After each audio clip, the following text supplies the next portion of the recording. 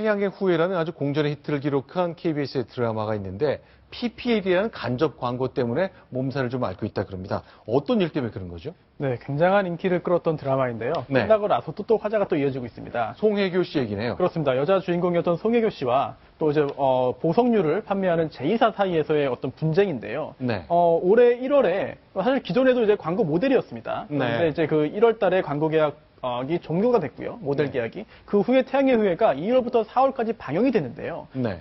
이제 이번 달 26일에 송혜교 씨 측에서 이 제2사를 상대로 해서 손해배상 3억 원을 배상해라라는 소를 제기를 했습니다. 그러니까 드라마는 2, 3, 4월에 방영이 됐지만 일단 계약은 1월 달에 끝났으니까 이 둘 사이에 시차 때문에 좀 일이 생긴 거군요. 네, 그렇습니다. 이제 그 소를 제기한 이유는 송혜교 씨의 초상권이 침해됐다는 건데요. 네. 즉 광고에서 그 드라마에서 송혜교 씨가 나왔던 등장했던 그 장면을 허락 없이 무단으로 이제 캡처해서 광고에 사용했다. 주얼리사가 이런 네. 것인데요.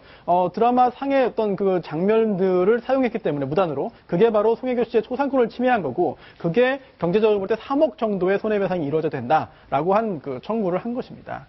자, 그러니까 이 드라마 속에 송혜교 씨가 제2사에 보석을 하고 나온 건가요? 그렇습니다. 이제 그 PPL 계약을 송혜교 씨와 이 제2사가 직접 체결한 것은 아니고요. 드라마 제작사와 이제 주얼리 회사와 하는 건데요. 예. 그렇습니다. 저 목걸이를 하고 나오는데 그 제2사가 제작한 목걸이를 하고 나오고 그게 방영되는 걸 조건으로 7천만 원의 그런 PPL 계약을 체결한 거죠. 네. 7천만 원을 체결했는데 그 계약 당사자는 사실은 송혜교 씨는 아니거든요. 그러다 네. 보니까 송혜교 씨 입장에서는 아니 내가 동의도 하지 않았는데 왜 나의 그런 그 초상을 그 드라마 끝난 후에도 왜 계속 사용하느냐 이거는 안 된다라고 해서 3억 원 상당의 손해배상 청구를 한 사건입니다. 그러니까 내가 언제 송혜교 씨를 보여줬냐? 우리는 보석을 보여준 거다 이렇게 설명하는지 모르겠는데 어쨌건 이 드라마 속에 나온 그 목걸이 때문에 좀 논란이 새로 시작이 되는 거군요. 네, 그렇습니다. 알겠습니다. 자, 이번엔 정우성 씨 얘기 좀 나눠볼까요? 정우성 씨가 유엔을 위해서 활동한다? 전 잘 몰랐었는데 네. 어떤 얘기인가요? 네, 정우성 씨는 말씀하신 대로 유엔 난민기구 친선대사를 맡고 있습니다. 근데 이게 뭐 여기저기 명예대사, 친선대사 이렇게 생각하실 수 있겠는데요. 이 네. 유엔 난민기구의 친선대사는 전 세계에 딱 11명밖에 없습니다. 네. 여러분 잘 아시는 그 배우 안젤리나 졸리가 이걸로 활동하고 있는 걸로 유명한데요. 네. 그런데 그 정우성 씨가 최근에 레바논에서 이제 난민들을 만나서 네. 여러 가지 이제 그 느낌을 말하면서 이제 도움과 관심을 호소를 한 그런 장면이 지금 여러분 보고 계십니다. 자, 지금 보시는 장면 유엔에서 저희가 제공받은 영상인데요. 정우성 씨가 정말로 분쟁 지역인 레바논까지 직접 가서 정말 어려운 사정에 빠진 아이들 그리고 사람들을 만났군요. 네, 과연 그렇죠. 그때 장면과 관련해서 뭐라고 얘기하는지 한번 들어보겠습니다. 이게 책임이 더 막중하구나라는 망설이기도 했었죠. 행동으로 옮기는 게 중요하겠다 싶어서 일단 한번 해보자. 지금 당장 먹을 거와 그런 거를 걱정하는 게 아니라 아이들의 미래를 걱정을 하고 있거든요. 불우한 가정에서 자라긴 했지만 어쨌든 시간에 발을 붙이고 살 집이라는 게 있는 거잖아요. 그렇죠. 그들은 예. 그런 집으로 돌아갈 수 없는 조차 상황이거든요. 없으니까. 네.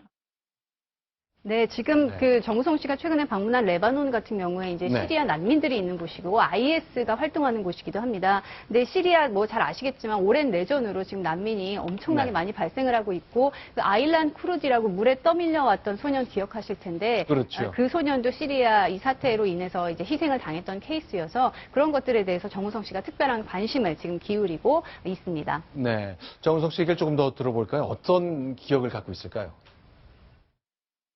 안녕하세요, 여러분. 정우성입니다. 저는 오늘 레바논 남부 티르 지역을 방문하였습니다. 시안이 매우 불안한 지역입니다. 시리아 난민들은 이곳에서 생활하면서 어려움을 겪고 있습니다. 여러분은 태어난 지 채 한 달도 되지 않은 아기를 차가운 텐트 속에서 키우는 일을 상상할 수 있으신가요? 저는 오늘 20일 전에 태어난 누르엘 호다를 만났습니다.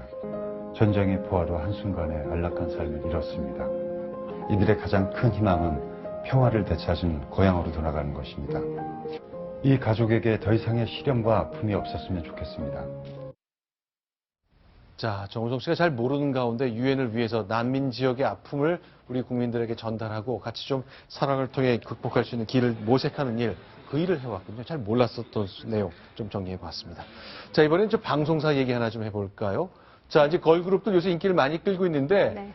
늘 안전사고나 무리한 일정 이런 게 좀 논란의 중심에 있었잖아요. 이번에 어떤 일이 있었던 겁니까? 네, 이번에는 MBC의 야외 쇼 하나가 문제가 됐습니다. 네. 27일에 이제 나왔던 울산 문수 호반광장에서 야외 무대로 진행됐던 건데 빗물 보시면 때문이군요. 네, 계속 넘어지고 있는 게 보이실 겁니다. 이게 지금 비가 많이 왔는데 무대에 관련된 아무런 조치가 돼 있지 않아서 저렇게 공연을 하면서 계속 넘어지고 있는 꽈당 무대가 다시 한번 연출이 되었습니다. 그래서 이게 너무 걸그룹들을 혹사시키거나 혹은 안전조치가 충분하지 않은 상태에서 무리하게 진행된 것이 아니냐 이런 지적들이 나오고 있는 거죠. 네. 보면 계속 그러네요. 넘어지고 있죠.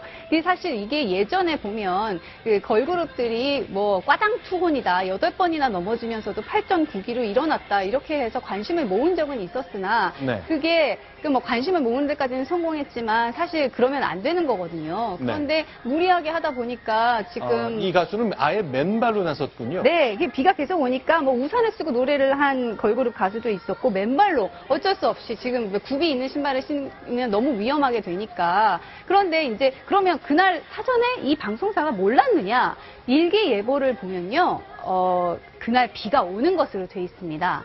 그래서 충분히 그 사전에 준비를 하거나 취소를 하거나 연기를 뭐 검토할 수도 있었을 텐데 어쨌거나 이 네. 방송사 그냥 강행하기로 해서 이런 결과가 나온 것이죠. 일단 뭐 천장이 없는 곳이라 비가 오면 무방비일 수밖에 없는데 어쨌건 비 오는 것 때문에 취소한 것 뭐 여러 가지 사정이 있었겠습니다만 저런 영상 보니까 좀 보기가 안 좋아서 좀 방법을 찾아야 되겠다는 생각이 듭니다. 네, 정말 안 다친 게 다행이고요. 다음부터 야외 무대 정말 바닥에 안 움직이는 거 깔아야 되지 않나 이런 생각이 듭니다.